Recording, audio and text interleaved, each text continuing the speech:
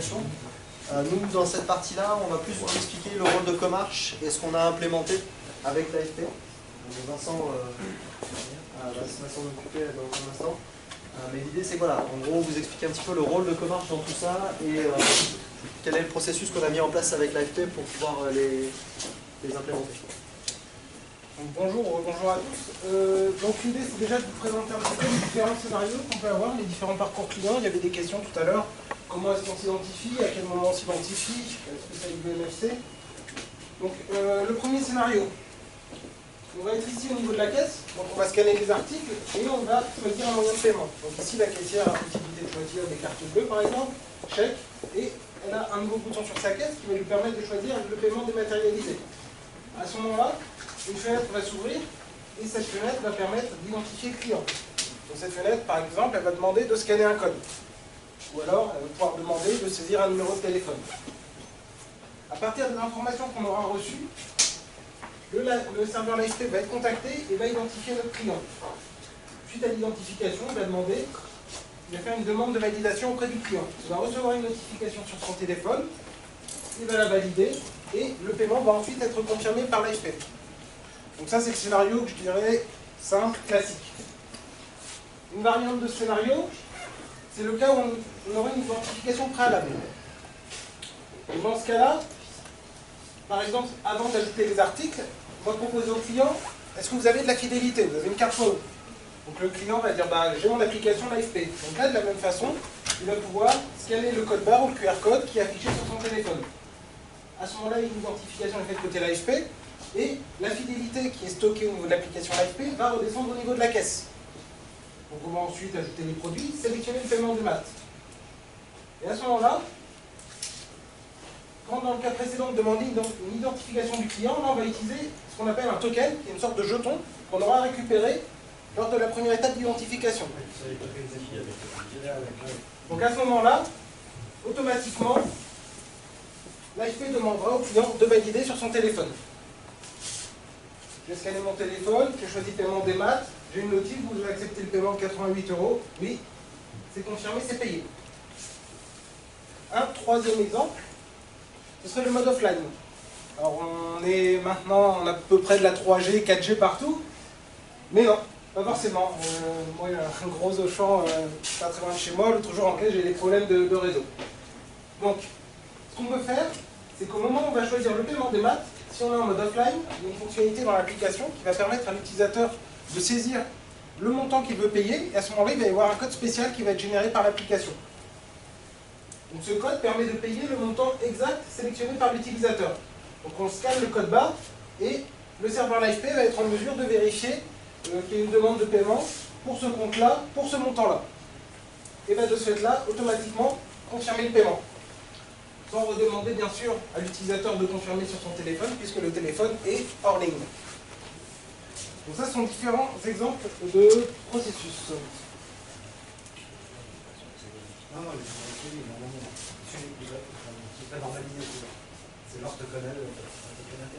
Oui, c'est ça.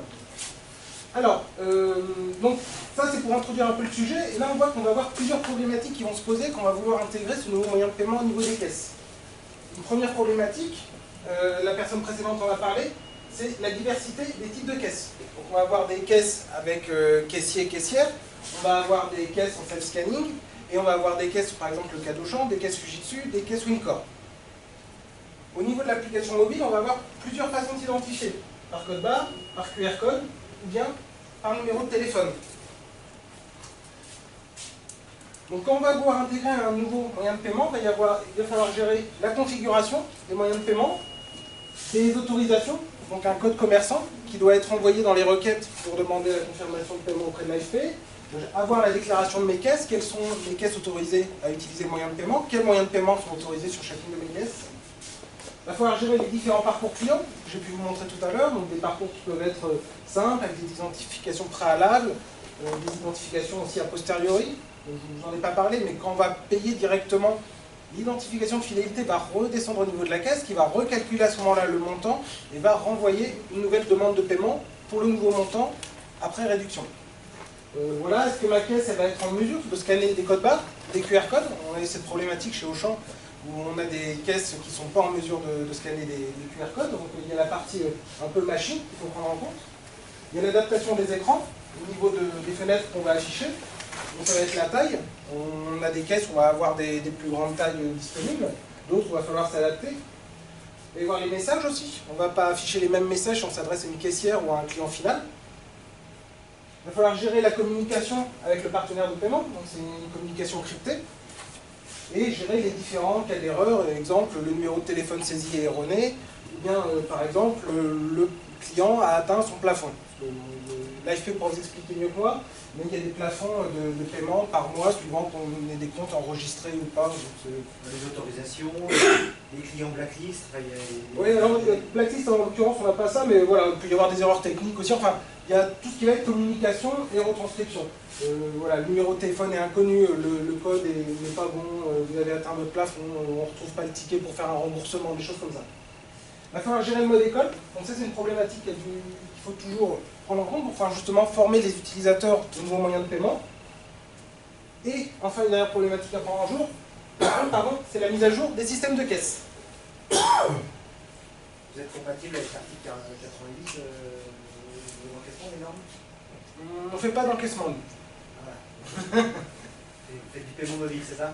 On est intermédiaire pour paiement mobile. C'est Comarch qui a... Après, oui, on fait aussi l'encaissement et on met d'accord. Les RGPD, c'est vous récupérez des données clients, des noms, des non, c'est eux? Non, on n'a pas de données clients. On transfère des codes clients. Vous n'êtes pas très loin. Et des codes clients, pas des données clients. C'est à côté de l'encaissement. Pas de données clients, juste des codes. Voilà, donc l'idée c'est que tous ces éléments, si on voulait intégrer le paiement LifePay sur une caisse, il faudrait développer un plugin qui permettrait de gérer donc la configuration et la déclaration des caisses, configurer les différents parcours clients, les écrans de saisie, les tokens, tout ce que je vous ai dit, pour pouvoir utiliser pleinement LifePay au niveau des caisses. Et ce développement qu'on ferait pour LifePay, il faudrait le faire aussi pour les futurs partenaires de paiement qu'on voudrait intégrer sur les caisses. Et ce qu'on aurait fait pour ces différents partenaires de paiement, il faudrait le répéter pour tous les systèmes de caisse qui seront utilisés dans les chaînes. Et bien sûr, à chaque fois qu'on aurait une modification d'un partenaire de paiement qui va mettre à jour ses API, pour parler un petit peu technique, il faudrait refaire des mises à jour des systèmes de caisse sur toutes les caisses qui sont installées. Donc ça, clairement, c'était quelque chose qui n'était pas acceptable pour Auchan. Et c'est pourquoi Auchan nous a sollicité, avec pour objectif de déplacer toute cette logique qu'il faudrait développer au niveau des systèmes de caisse dans un système intermédiaire, et à la place, développer au niveau des systèmes de caisse uniquement les moyens de communiquer avec ce système intermédiaire. Donc c'est ce qu'on a fait. Au niveau des caisses, on a développé des fonctions simples. Demander d'ouvrir une session, demander d'identifier un client, demander un paiement, demander un remboursement et confirmer le ticket. La caisse, c'est tout ce qu'elle fait. Et toutes ces demandes, elle va les faire à cette plateforme intermédiaire qui a été mise en place par Comarch, qu'on appelle Comarch Hub de paiement. Et c'est ici que nous, on va gérer toute la complexité de la relation avec le partenaire. Donc, un exemple par exemple, quand les caissières ouvrent la caisse le matin, elles nous font demande d'ouverture de session. À ce moment-là, chez nous, on va aller vérifier si la caisse est déclarée côté LifePay. Si la caisse n'est pas déclarée côté LifePay, on va demander à LifePay d'enregistrer la caisse en fonction des paramètres qui sont stockés chez nous. Demande de paiement sera plus parlant, dans l'identification par exemple, on va dire je veux identifier un client. À ce moment-là, on va proposer une page web et les utilisateurs vont pouvoir naviguer dans la page web, soit pour pouvoir scanner leur code, soit pour pouvoir saisir un numéro de téléphone. Nous, on va récupérer ces données et on va ensuite demander à l'AFP d'identifier notre client, soit par rapport à un numéro de téléphone, soit par rapport à un code. On va recevoir l'information et on la redescend au niveau de la caisse. Donc l'idée, c'est vraiment, au niveau des caisses, de développer uniquement des méthodes génériques qui vont, dans un premier temps, être utilisées dans le cas AFP, mais qui pourront, par la suite, être utilisées pour intégrer de nouveaux partenaires. De cette façon également, c'est qu'une fois qu'on a ces méthodes qui sont implémentées et qui fonctionnent bien, les mises à jour se font uniquement à notre niveau.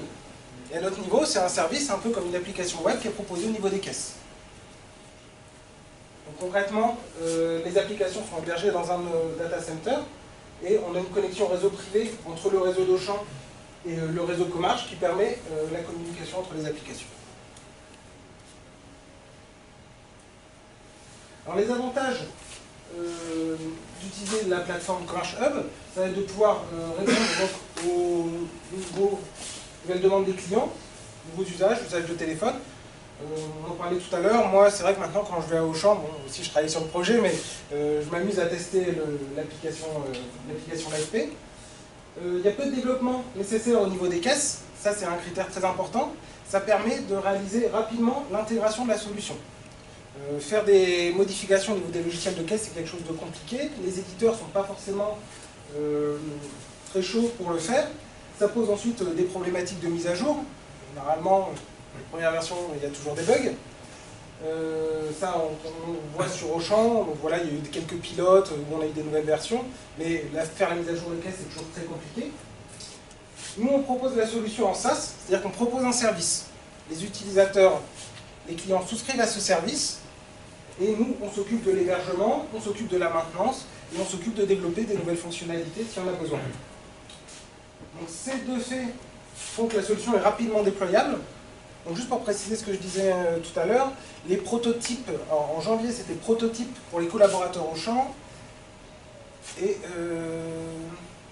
à partir de juin, donc à peu près, c'était ouvert aux clients. Donc globalement, le projet avait commencé de zéro 6 mois avant. Donc au bout de 6 mois, on a eu des versions testables en magasin. Et au bout d'1 an, on a eu une version totalement utilisable par les clients. La solution est maintenant validée et prouvée, même si on continue à faire encore des améliorations et des nouvelles fonctionnalités qui vont être ajoutées.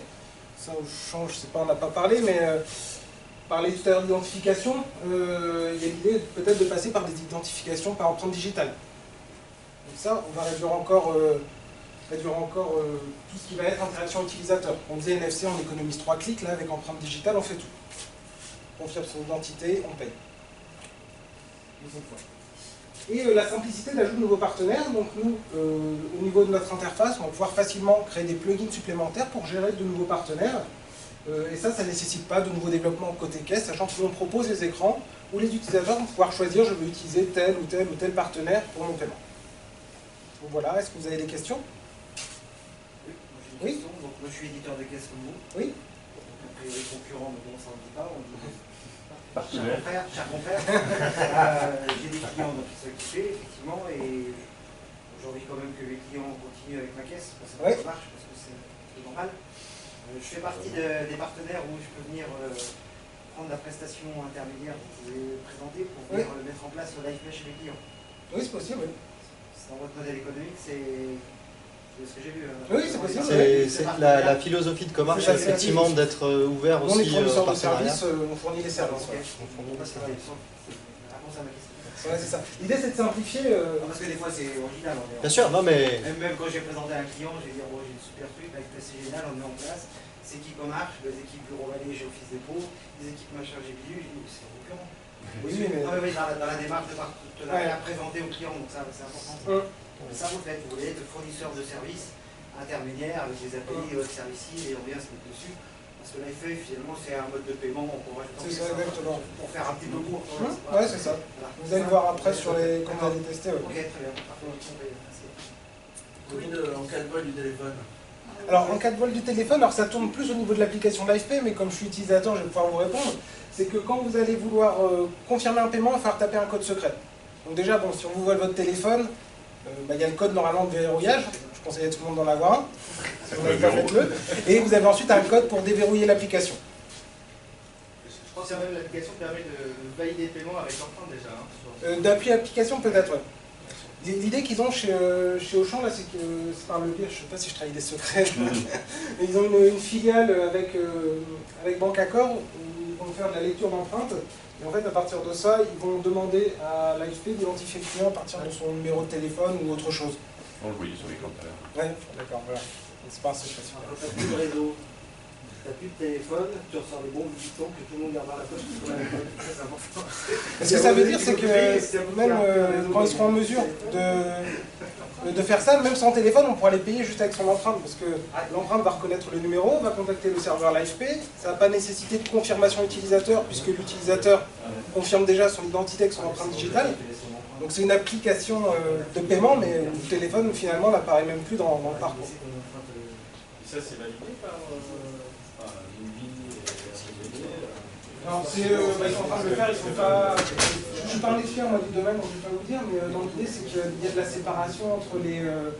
on stocke un numéro de téléphone qu'on associe, ou un code client qu'on associe à l'empreinte digitale, mais pas des informations personnelles telles que le sexe, l'âge et tout ça. Donc je crois que c'est autour de ça que ça... sur les détails des petites lignes.